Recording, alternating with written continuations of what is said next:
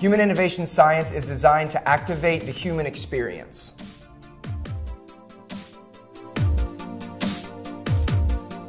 Hi, this is Tim Shinbar, VP for Manufacturing Technology at the Association for Manufacturing Technology here at MC Squared 2016.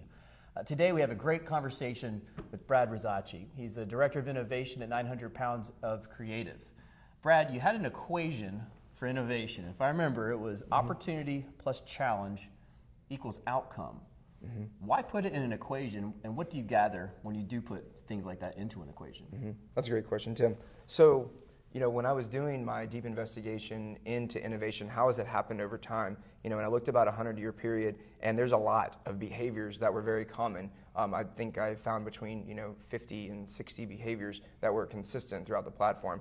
And so, as a way to explain that information, you need to roll it up into an equation. And so, what I did first is I rolled the large list of behaviors into a smaller list. And then from there, I rolled the smaller list into the equation to simplify it so that people could take something really complex and understand it in a really basic way.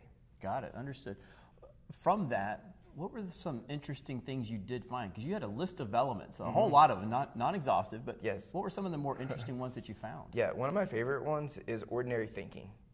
That was really common, and that was the best way I could explain it to people, but essentially just oftentimes we think about innovation and you think about like, are you smarter than a fifth grader, right? I mean, we are so quick to think that it has to be the most complex solution in order to derive the effective outcome, but sometimes just the simplest ideas can be the most profound concepts. So that one's huge. That of empathy is really important because your ability to empathize and understand the human being in the most effective way is really critical to how we design solutions. And so that's another one that's really cool. Storytelling is really important because anytime you're developing out a new idea, being able to tell the story about that concept is also really critical. I would say those are a few of my favorites. Yeah, they were fantastic. There's so many more on there that I was yes.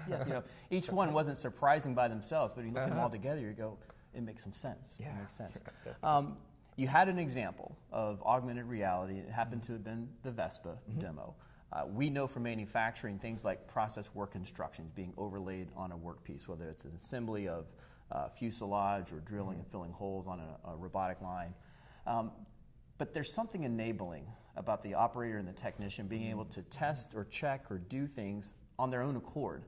Talk a little bit about how augmented reality is really starting to make that a realization today. I think augmented reality gives you the ability to layer information that you may not have readily available in your brain onto the physical environment and give people the capacity to see exactly what is going on or what information is needed without having to step away from their work and go look at a manual, for example, but to have that manual essentially digitally layered on top of it, as well as serve as a map and a guide in real time to show you exactly how to work with those components. Yeah, the level of quality, by the way, was fantastic. I mean, just watching that Vespa go around was like it really was going around. Yes, and it's fun. Yeah, no kidding. Yeah. Speaking of fun, what's your favorite element of working at 900 Pounds of Creative? So, from a physical perspective, we have 2 floors, and we needed a really powerful way to keep collaboration strong because collaboration and transparency is really critical to our work. And so we cut a hole in the floor and the ceiling, and we put a fireman's pole in there. And so I think what my favorite thing to do is go down the fireman's pole. Although I will say, the first time I did it, I was like absolutely terrified, and I took about 15 minutes to go down the first time because it was like 20 feet, and I was like, this is a little scary.